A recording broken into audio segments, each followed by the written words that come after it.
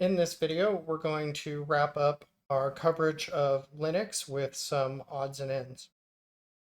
Starting out with, how do we compile a C program in Linux? The way we do that is by using GCC.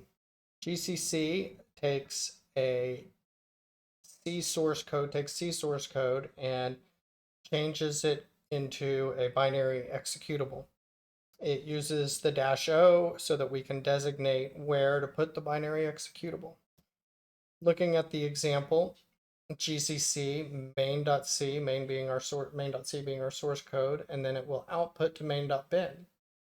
If it was unsuccessful, we would see errors and warning messages and sent to standard out. On its success, if we list the directory that it's in, we see that it created this main.bin that is now executable.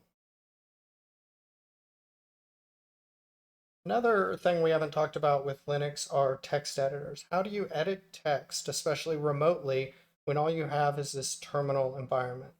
There are two very common text editors that have been around for probably close to 50 years now, Vim and Emacs. Actually, originally it would have been VI and Emacs, but either way, these are two extremely powerful text editors, and they allow the keyboard to do all the navigation and the editing. And if you learn these keyboard shortcuts, it's very powerful and very quick to edit files. However, to do this, they both have a ton of quirky commands that you have to learn and figure out. So there is some upfront time that you have to spend learning how each of these work.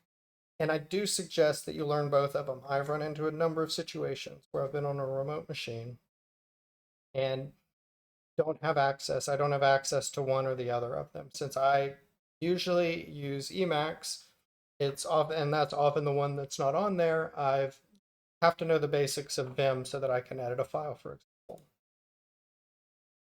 Both of these, in addition to the web interface that uses a Visual Studio code, we will have both of these Vim and Emacs are available in the Pwn College environment.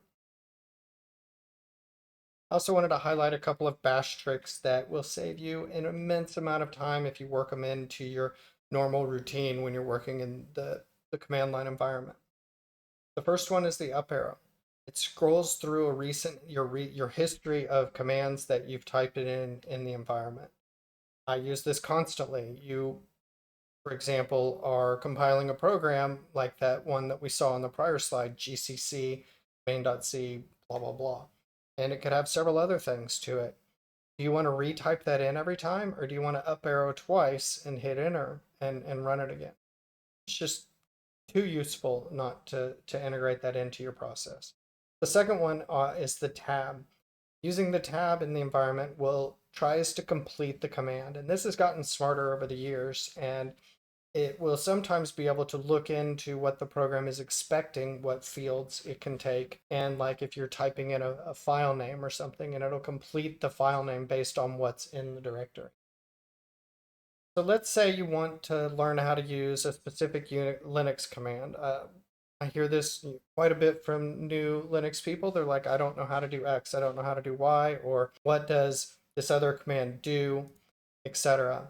How do I use XXX tool?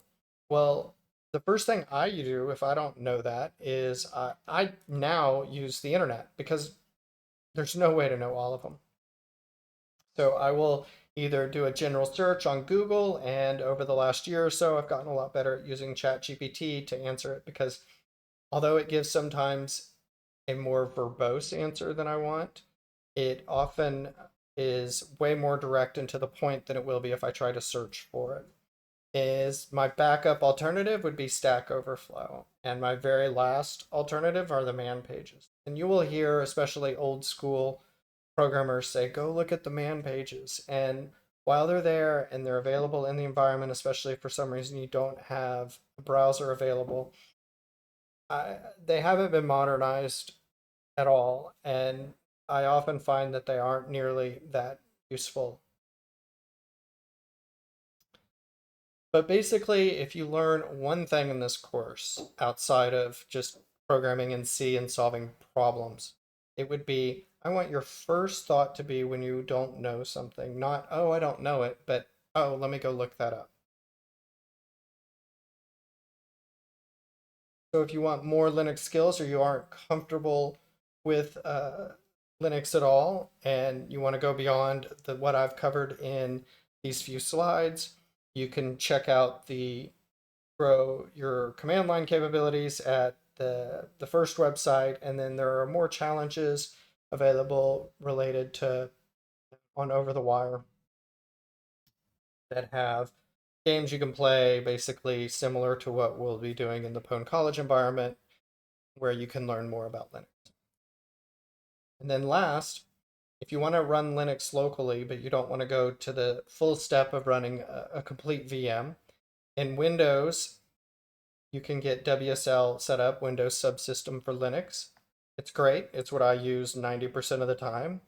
And it is a VM that just integrates really well with Windows now. And I would strongly recommend getting this set up on the Mac. The Mac is basically running Linux, and its terminal that it defaults to is either Bash or ZSH. I can't remember which. ZSH is very similar to Bash. It's hard to tell the difference.